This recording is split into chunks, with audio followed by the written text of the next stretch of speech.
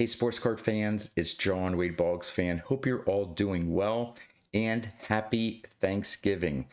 I hope all of you are surrounded by family, enjoying turkey, stuffing, and all the other accoutrement that goes along with a Thanksgiving dinner. I wanted to do this video to talk about the things and cards that I am thankful for this year. Starting off with my family, I'm so thankful that I have a great family. This year, Thanksgiving is a little bit harder because with my dad passing away about a couple months ago, he's certainly going to be missed at the dinner table. But we are gathering as a family and we will have a good time. My mom's doing well. I'm helping her out with some of the financial side of things, and my sister's helping her out with some of the other things that my mom has to deal with and work with, but she's doing well.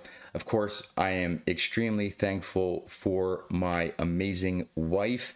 Not only does she put up with me and my hobby and doing YouTube videos and all this stuff, but she is just in general so supportive and loving.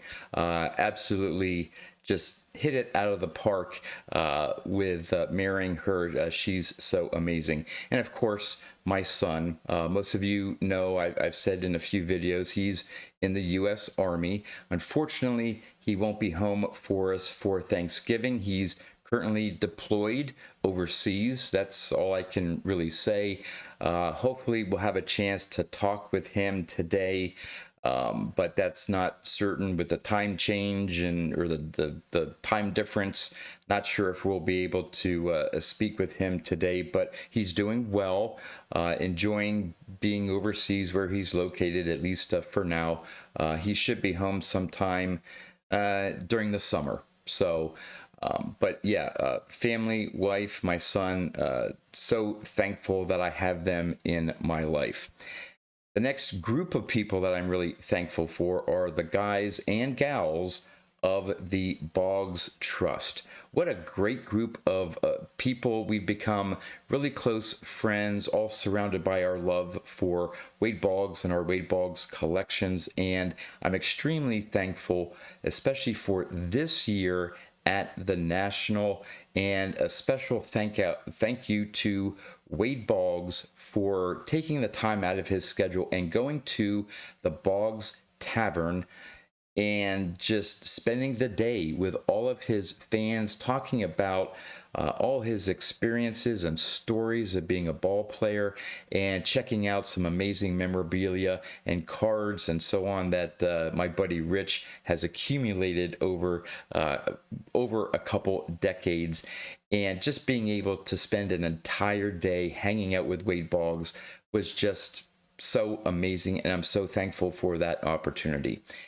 And of course, I am so thankful for being part of this great YouTube community. I've said it before, since I've been on YouTube, took the plunge, starting doing videos, interacting with the YouTube community, whether it be on videos, few live streams, other collaborations, but especially meeting together as a group at different card shows, mainly Strongsville and the National for me.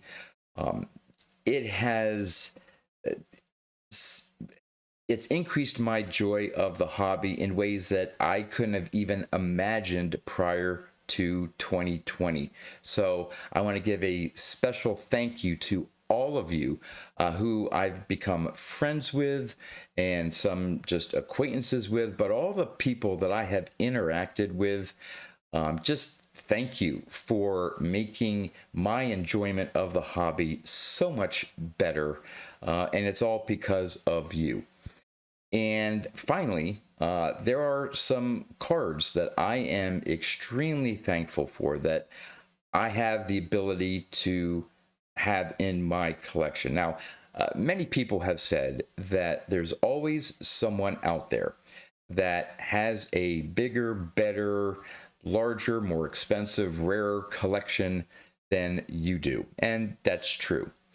But at the same time, I can look at the cards that I've built up in my collection, and I can truly be thankful, because I know that there are some other collectors out there that may not have the opportunity to have the cards that I do, even though I know a lot of people out there who have the same cards I have and even better cards than I have. But at the same time, I am thankful for some of these cards. I pulled some out to show here. I'm going to turn the camera around. They're not necessarily my most valuable cards, but they're ones that I just feel blessed to have in my collection. Again, value aside, they're just beautiful cards. None of them are really rare, but for me, they're just like the cornerstone of my vintage collection. I'm not going to get into my Wade Boggs cards. That would be a whole other video, but I am extremely blessed at some of the rare Wade Boggs cards that I have in my collection. So I'm going to finish this video off here by turning the camera around and showing off some of the cards in my collection that I'm truly thankful for. And so let's go check them out. Okay, now some of these cards I've had in my collection for years. Some of them are fairly recent pickups, but again, all of them that I am so blessed to have in my collection. And I've just put these in sort of order by year, so there's no specific order to them.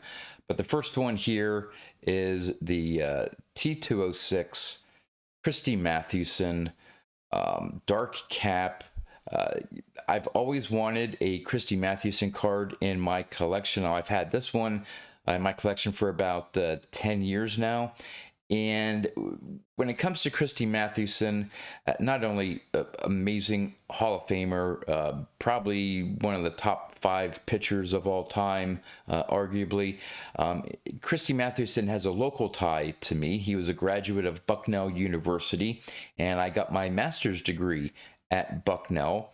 So we are fellow alumni, so to speak. So there's that local connection, and he's currently buried in the cemetery right near Bucknell University. That's one of the things that I need to go to and just see where he's buried. But yeah, that local connection is something that really makes this card special for me.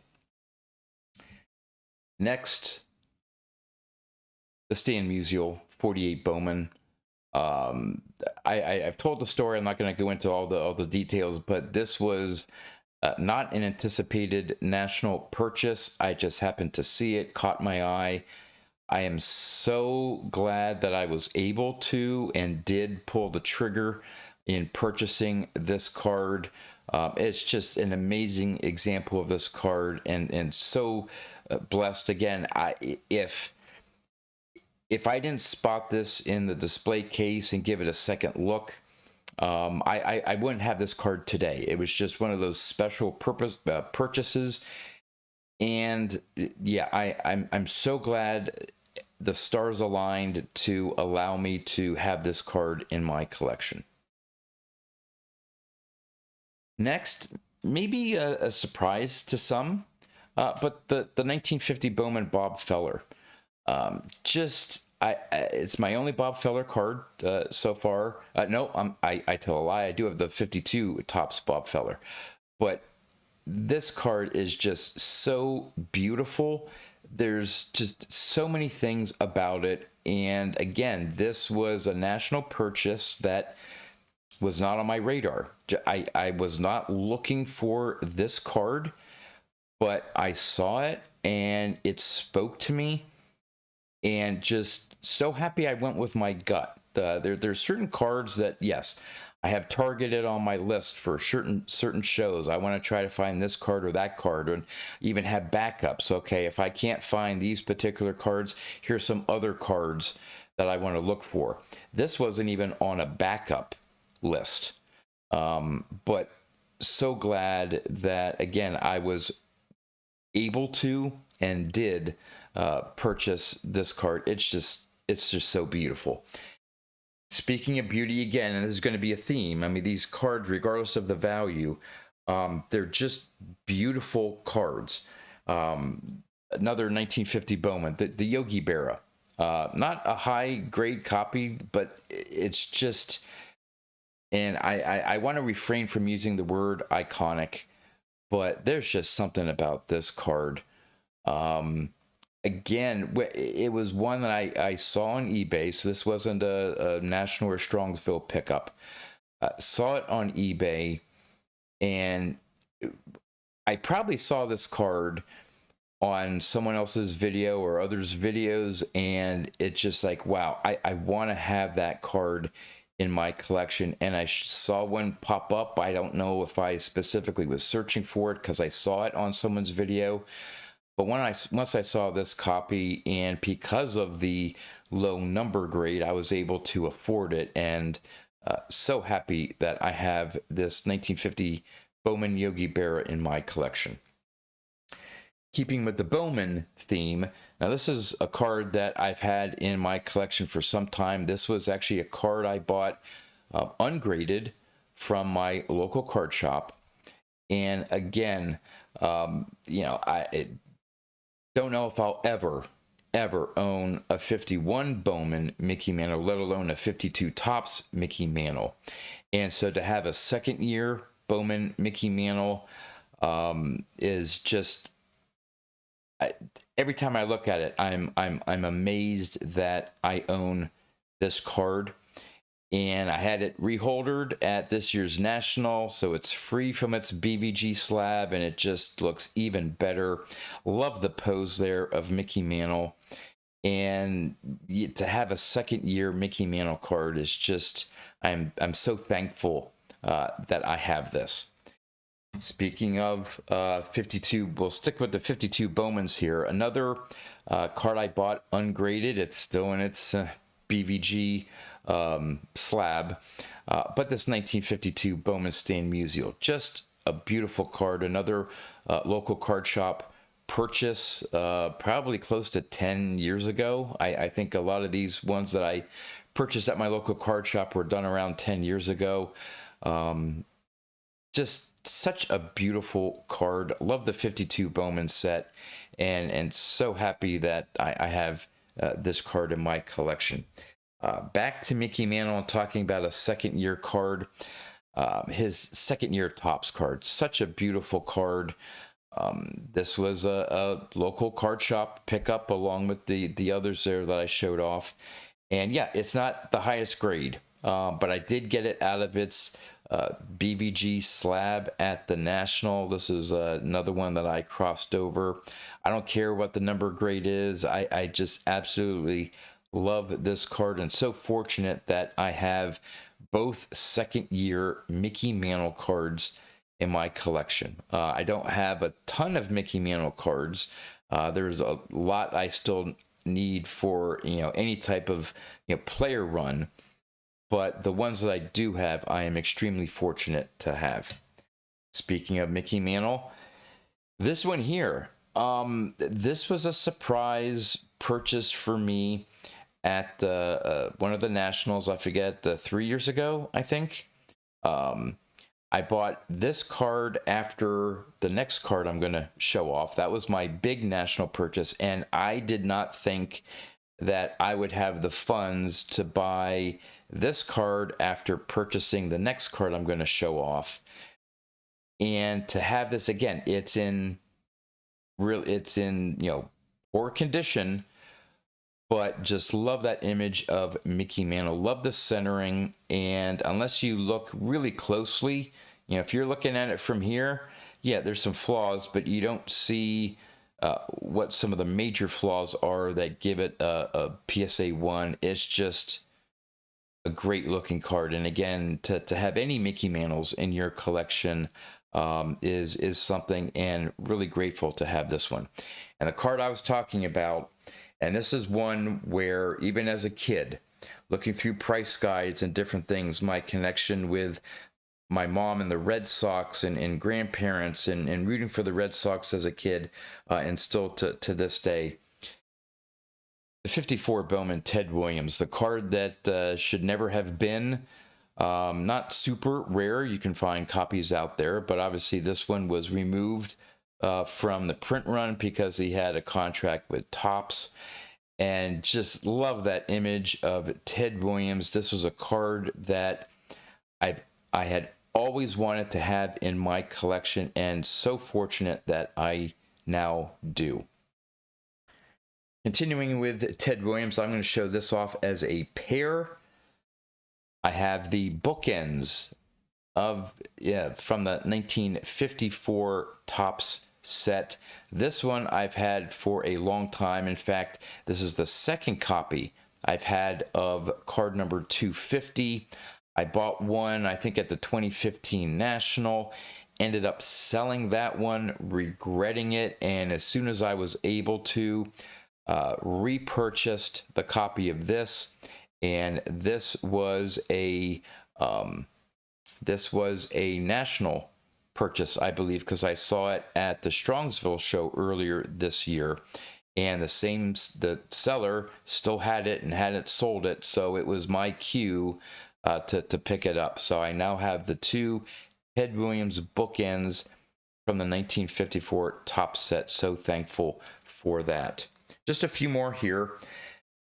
The big purchase at this year's National, one that, again, maybe in second place after the 54 Bowman Ted Williams, a card that for most collectors would be the best card in their collection, or one that they're most proud of.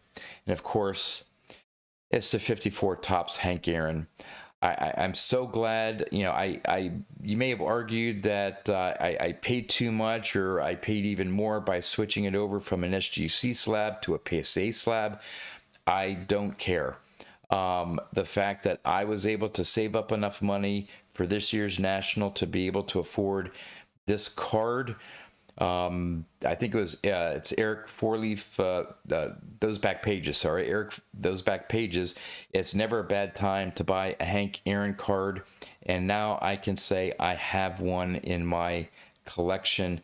I'm going to use the word here, such an iconic card in the hobby. It's one I know a lot of collectors want in their collection, and so fortunate that I have one in mine now. Here's another surprise purchase at the National, one that, again, didn't think that was in the cards, given the other purchases I had made at this year's National. It's another card I saw in the display case and just spoke to me. I really like that, where I'm looking for a particular card or cards, and another card catches my eye, and it's the 59 Topps Bob Gibson rookie card. This wasn't really on like a lot of my lists to pick up. I knew eventually I wanted to get a Bob Gibson rookie card, but I really didn't put too much time or effort into looking for a copy. But when I saw this one and the price tag, given the number grade, just the amazing eye appeal, there's if you look close enough, you'll see why it's a 4. But from here, you can't tell. It just looks so amazing, and again, an unexpected purchase, but one that I am so glad to have in my collection. Two more here. Again, these aren't big cards. They're not rare cards. They're cards that maybe a lot of other collectors have, but ones that I'm just so happy to have in my collection. The 64 Topps Pete Rose. You gotta love this card. His first solo card. The rookie, All-Star Rookie trophy. There's just so many things going on with this card that make it so beautiful. So happy that I bought this. Oh gosh, I'm trying to think now. Maybe 3-4 years ago, maybe. Happy I pulled the trigger and that it's part of my collection. And the last card, I'll finish it off here. Again, nothing crazy, but it's a card that it's a rookie card of a player that I had wanted to pick up. It took me well over a year to find the right copy at the right price point, and I found this. It was along with the Mike Schmidt rookie card. I did a combo deal, so I did even better in buying it. And it's the 69 Topps Reggie Jackson rookie card. Let's get this in focus here. Come on, it's the last card. But it is just an amazing copy. There we go. The centering on it, the color, the registration, everything. I finally found the right copy of the Reggie Jackson rookie card. Again, so grateful that this card is in my collection. And I probably could have picked another, I don't know how many I had here, a dozen or so cards that I feel fortunate enough to own, regardless of how much they're worth. So again, I hope all of you having a happy Thanksgiving. And again, thank you for everyone out there in the YouTube sports card community for allowing me to be part of this great hobby that we, for the most part, enjoy, barring all the drama and all that stuff. But for the most part, this is just an amazing hobby and amazing group of people involved in it. So with that, that's all I have for you. So until next time, thanks for watching.